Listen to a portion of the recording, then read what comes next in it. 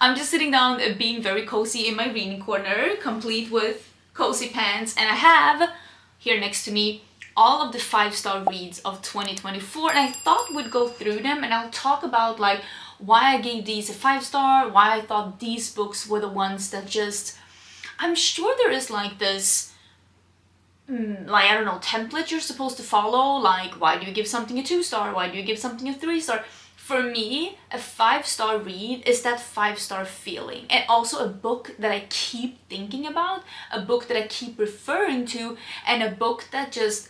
it's the book that keeps on giving. No, but quite honestly, it's a book that doesn't just leave me, it gives me that 5-star feeling and something where I truly love not only the main characters, but basically the whole like ensemble of the books. One of the books I don't have here because my friend who is here visiting with me, she is reading it right now, but I'll still talk about it, and I'll try to mention these in the order as I finished them this year. I did have a reading goal for this year to read 50 books, and I actually did read 50 books. Right now I am started my 51st book. Let me actually get it. I can show you which one I'm reading now. I am right now reading The Tale of the Heart Queen by Nisha J. Tooley. I am expecting this one to be a 3 or a 4-star read because the books from her have been easy reads, but they haven't been giving me that 5-star feeling, and I also, not all the characters are really like gripping me. But I'm excited to read the end of the series, so that's what I'm reading right now. But I'm not expecting, and maybe I'm mean by saying that, but I'm not expecting this book to be a 5-star read, and that's why I'm doing this video now, because I'm pretty sure that whatever I'm gonna read is gonna be my 5-star read of this year. So I will leave my Goodreads down below if you want to follow me along. I have not totally figured out how I want to use Goodread yet, so I haven't been accepting any friends requests on Goodread, but if you want to follow me on Goodread, feel free to do that. If you want to follow along with my reviews and stuff, I just don't think that I want that to be another social media that I need to keep up with like friends and stuff. So I'm trying to keep it just a place where I'm putting my reviews, but I'm not accepting any friends at this point except the 2 people that I actually know in real life. That's the only 2 friends I have on Goodreads right now. But the first book that I gave a 5-star this year was Sarah J. Maas' Kingdom of Ash, which is the last book in the Throne of Glass series. And now that I've read everything Sarah J. Maas has ever...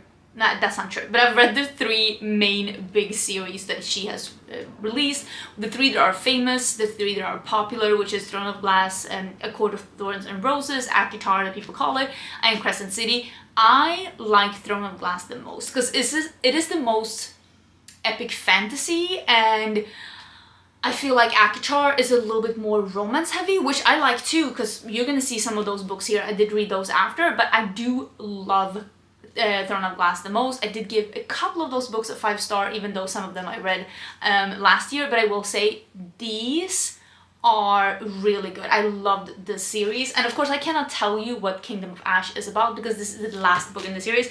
I do know though it's almost 1,000 pages. It is 980 pages.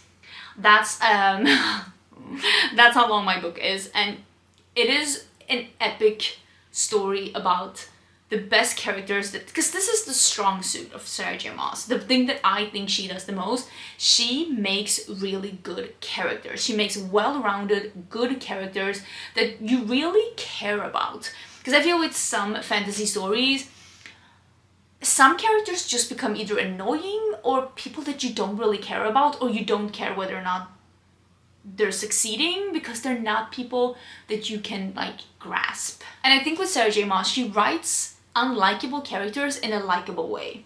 Because it's not like her characters are perfect, they definitely have flaws, but she has a way of making them likable. So of course I cannot tell you what Kingdom of Ash is about. I will say the absolute end of this one, it did leave me thinking some sort of ways. Let me just say that. But I still think that it's a good book. I think it's a good ending, and I like how she was able with this one, unlike what happened with Crescent City, she was able to actually make good endings for all the side characters, because you do end up caring about all of them. So I gave this book a 5-star because I think that this, I mean, I've only read the ending of Crescent City, ACOTAR isn't finished yet, but I think this is the best way she could end this series, and I think she gave a good ending to all of the characters. I cried, I laughed, I gasped. I really liked it. I thought it was a good book. And of course then we are getting into ACOTAR. I don't even remember what I gave the first book as, but I did not give the one that's actually called A Court of Thorns and Roses by Sarah J. Maas. I did not give that 5 stars. I don't think that one deserves 5 stars. I think that one is pretty weak, and it's also, I think, and I'm saying this because I don't 100% know, but I kind of have the feeling that the author wanted to go in a different direction with that book first, because the first book does not represent what happens in the other 4 books at all. It is not the same story, it is not the same pacing, it is not the same anything, honestly, and it's not until you get to the second book where you realize, oh, this is what this series is supposed to be about. And this is The Court of Mist and Fury, and I think that a lot of people have this as their favorite book in the series, and now after having read the series isn't finished yet, this is of course about again, I cannot really tell you what this is about because again, the first book in this one does not represent at all, but it is an epic fantasy series. That's what Nomad Cosmetics is about. But this is about Feyre, who's a human. She's living with her 2 sisters and her dad in a cottage in the wood, and she is very poor. And one day she kills a wolf that ends up being a fae, and she gets kidnapped and taken as a punishment to the Fae Kingdom to live with Tamlin, who is he is in the Spring Court. Yeah, he's the ruler in the Spring Court, and that is not what this book is about. Let's just put it like that. That's not what this book is about. And a lot of people say that this is their favorite book. And I will say, now after reading the books that are available, I like this book probably I like the most, but I like the character development more in the next book that we're going to talk about. But I still think that this book is really good. I think this is a great book. And I think that with this series, I think it shines the most in the romance, whereas Throne of Glass I think shines the most in the action and the plot and all of that, which is why I did not give the 3rd book in the series a 5 star, but I did give the 5th book, or I think they call this the 4th book, and the other one is the thin one, the novella, is like a 3.5. So these 2 I did give a 5 star. The thing with this one, this has one of the better character development arcs that I've had in a fantasy book in a really long time. And if you've ever dealt with self-loathing, the lack of self-worth, this book really deals with that. And like I said, the strong suit with ACOTAR is the people, the romance, the relationships, the friendship, the found family. That is the strong suit of ACOTAR, not the plot itself. If I were to explain the plot itself, there are some parts that take forever, and then there are some parts that are like, oh yeah, and then they killed him. It's not the strong suit. The plot is there to develop the people. The plot isn't always plotting, it's mainly here to further develop the relationships, or further develop, in this one specifically, further develop the people. Again, the redemption arc, the character development in this one, the way that Sarah J. Maas literally took an absolutely unlikable person and made her make sense, and made you realize where she came from, that is the feat of this book. And that's why I gave this a 5 star. I will say, Thermal Glass isn't really that smutty. It has some smut, it isn't really that much, you can easily skip by that. This one is pretty smutty. Yeah, the ACOTAR series, I think that this is also a reason why people love this even more. It's very romance heavy. This is pretty smutty. This is very smutty. Even to the part where I was like, dang, girl, where's your husband? Where is he deployed? Is he in prison? Like, what's going on? Because this is very smutty and very explicit at points. That part I didn't love about the books, but the characters are so well written, according to me, and I really, really enjoy that. I will say though, the characters that I think the next book is gonna be about aren't my favorite characters in this universe, so I am a little bit worried that I'm not gonna love the next book as much as people are like very excited about it. I'm not gonna, again, if you haven't read the series, I highly do recommend it, again, for the characters, because that is one thing that I notice when I read other fantasy or romantasy, is that Sarah J. Maas really writes fully like fully fleshed out characters.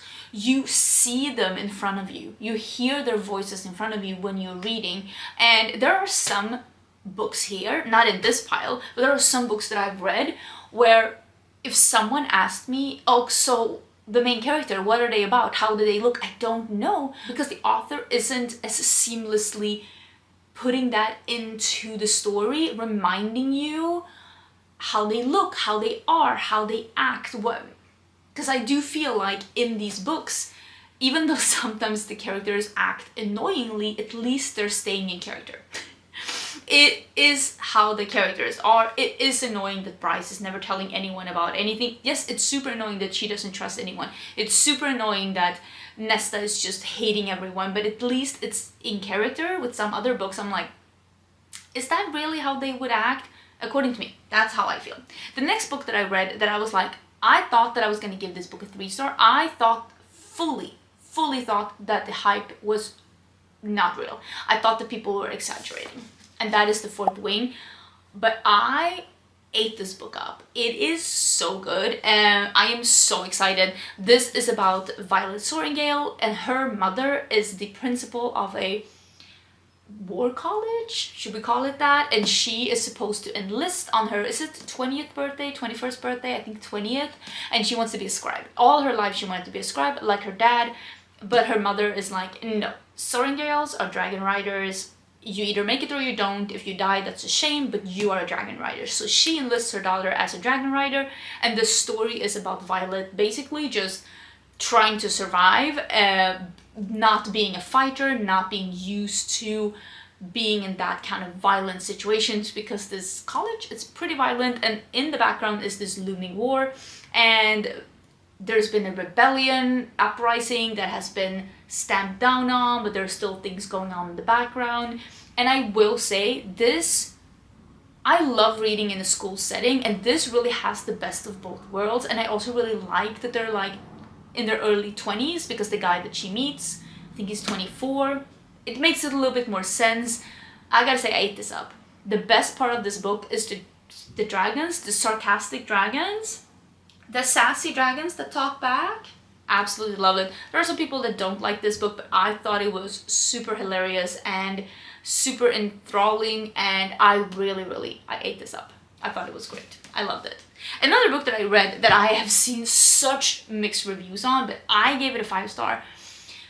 I was absolutely smitten with this book, and that is When the Moon Hatched. This is another thick one, and I will say this pretty much is a theme for this year. Most of the books that are 5 stars are thick books. This is almost 700 pages. This is Sarah A. Parker. I can't tell you too much about this book without giving it away. For me, I think one of the best parts of this book is how absolutely confusing it is in the beginning. The main character is confused, so are you. I think her name is Rave. Yes, Rave.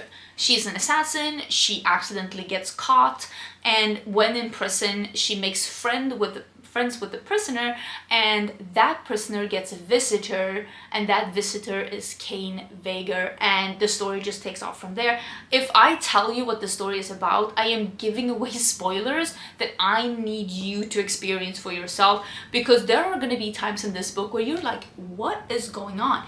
But you are confused together with the main character, because she doesn't know what's going on either. She's so confused, and I love that with this book. One of the things that I really dislike in fantasy books is when you get this lame info dumping in the beginning, where there's just super conveniently someone is telling the main character everything that's going on in the world, how the magic system works, how the courts work, how the map is like, I need to figure it out on my own, and I really appreciate this with this book. But I will say not everybody likes that. Some people don't like that at all, and I've seen reviews like that.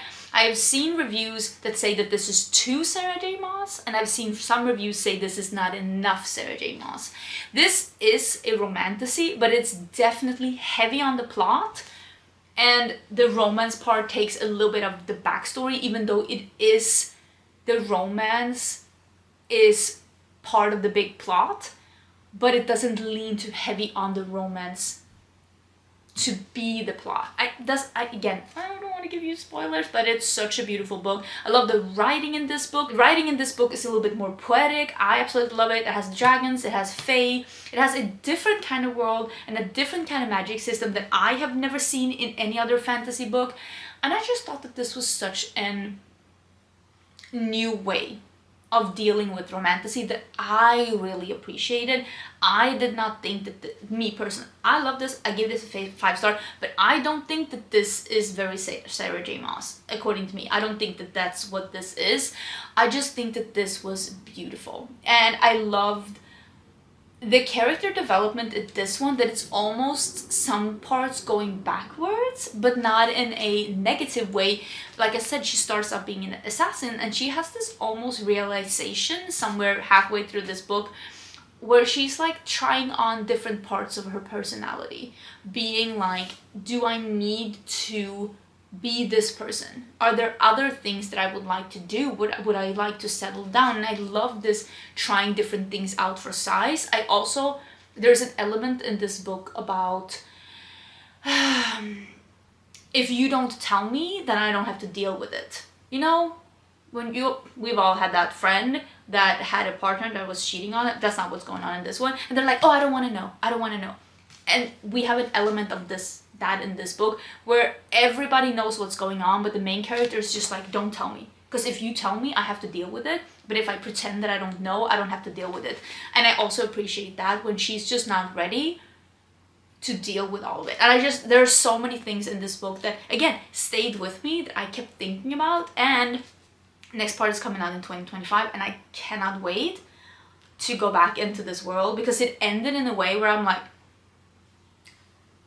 oh, okay, I want to know more. The next 2 5-star books that I read after each other, and these are also heavy, and this is The Glow of the Everflame and The Heat of the Everflame. The first book is called Spark of the Everflame. I gave that one a 4-star. I still think that book is absolutely amazing. It is a little bit like heavy on the story building in the beginning, but once the main character, what is her name? This is not the Lord, this is DM. Once DM gets a feel for herself, oh, these books are so...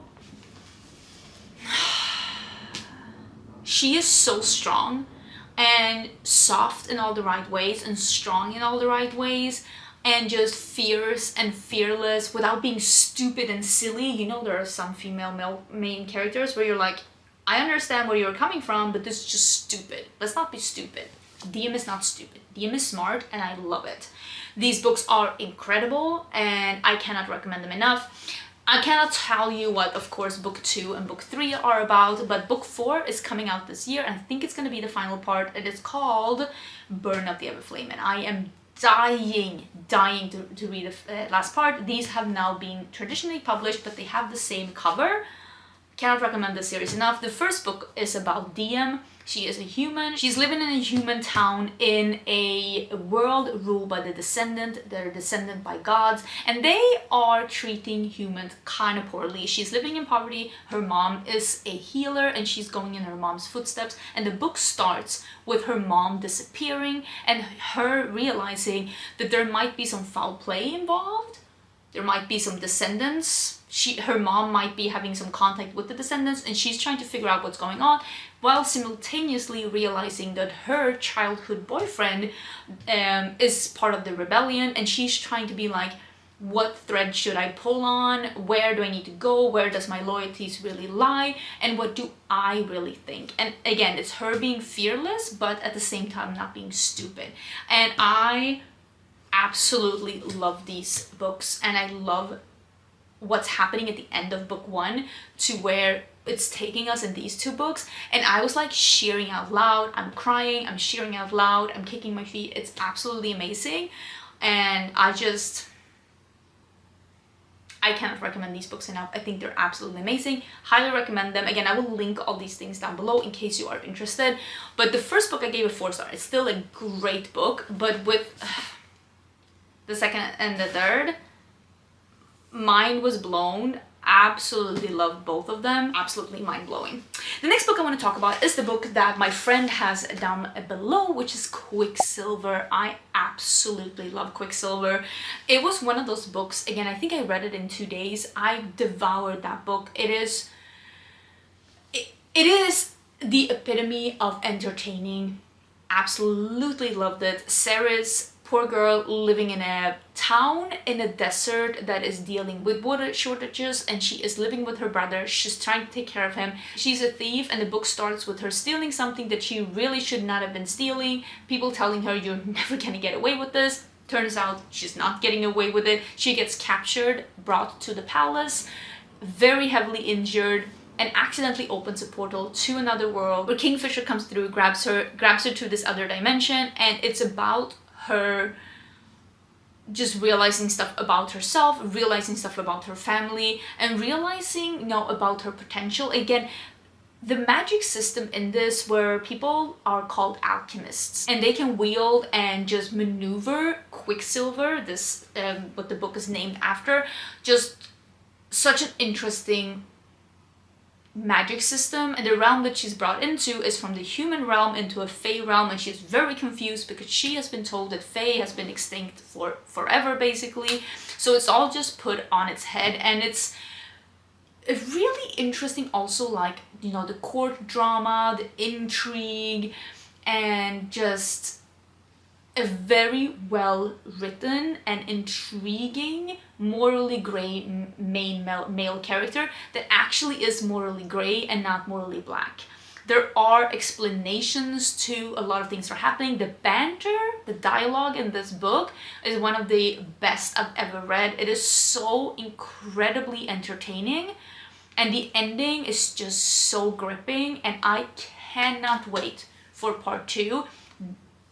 Quicksilver was the easiest 5-star I've ever given, and I'm gonna be honest, I love all these books, but my favorite is Quicksilver. That is the best book I've read this year, and I say that not like, again, this isn't The Old Man and the Sea, but I can't remember the last time I was this entertained reading a book. And I still think about this book, and I'm so excited my friend is reading it because I want to talk about this book with her badly. And the last book that I gave a 5-star this year, the latest 5-star that I gave, is Metal Slinger. This is by Rachel Schneider. This is probably the thinnest book that I gave a 5-star, and this book was a 4.5-star all the way up until the last 3 chapters, and that's when I was like, oh, this author is a genius. We are dealing with a genius. And it's not even like, oh, plot twist. It's more a me rethinking how I'm reading a book. Me rethinking, wait, am I just... And that's also what happened with ACOTAR, the first book. Me just being like, am I not seeing any of the signs? Am I the problem? Because clearly I'm the problem. Such an interesting book. Such a pack of interesting characters.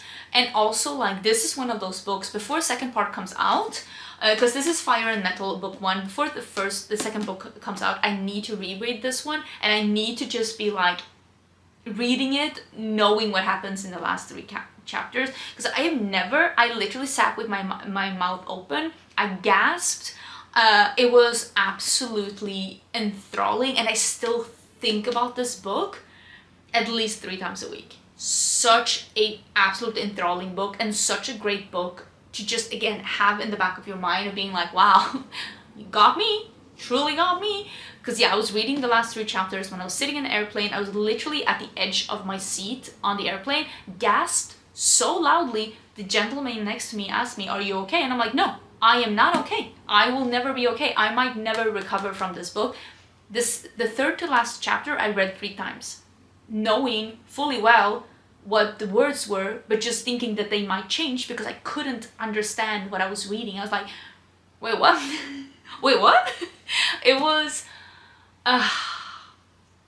such an interesting book. This is about Bryn, and Bryn is part of a kingdom that has been banished out to sea. They're literally living out on the water. They do not have any contact with soil. She is part of the guards, and as her last part of the guard training, she is being allowed to go to the yearly market where it's on land, and she has been her entire life, she has been wanting to see this market her entire life, and she is dying to go there. And while she is there with a couple of her friends, things happen that set things in motion. When they get back to the Sea Kingdom, a lot of things have stirred up. There are some drama on the way, there are some commotion, old conflicts are coming back into light, and they get an unexpected visitor, and the book goes from there. It is truly so intriguing, and I can't tell you more about it without spoiling it. And I want you to have this experience. Absolutely love this book. Gave it a 5-star. Still think about this book, and I think it is truly an interesting book, and I cannot wait to see where this book is leading us. I would love to hear about like what you're anticipating releases for 2025. I'm hoping that all of these series that I mentioned here, I mean, I know Onyx Storm is coming out soon, but all of these series that I mentioned here that aren't done, like I know Throne of Glass is done, I hope all of these actually do have a next book in next year. That would make me truly happy if I could see the next book, Slinger, the next book in Akatar, the next book in, I want the Burn of the Everflame, I want the Onyx Storm, the next one in Quicksilver. Like, I would love if that, all of that would have to happen in 2025. I don't know if it will, but that would be my absolute dream. I love them. And I would love to hear, did you have any 5-star reads this year? What did you read? I have seen a couple of other people do this kind of like the books I gave a 5-star, and I actually did buy a couple of other people's recommendations. Maybe I could do an update video, like I read other people's 5-star books and this is how I feel. Maybe that could be interesting. Sometimes I agree and sometimes I don't, and I think that's perfectly fine. Just because I give a book a 5-star and somebody else gives it a 2-star doesn't mean they're wrong and I'm right, or vice versa.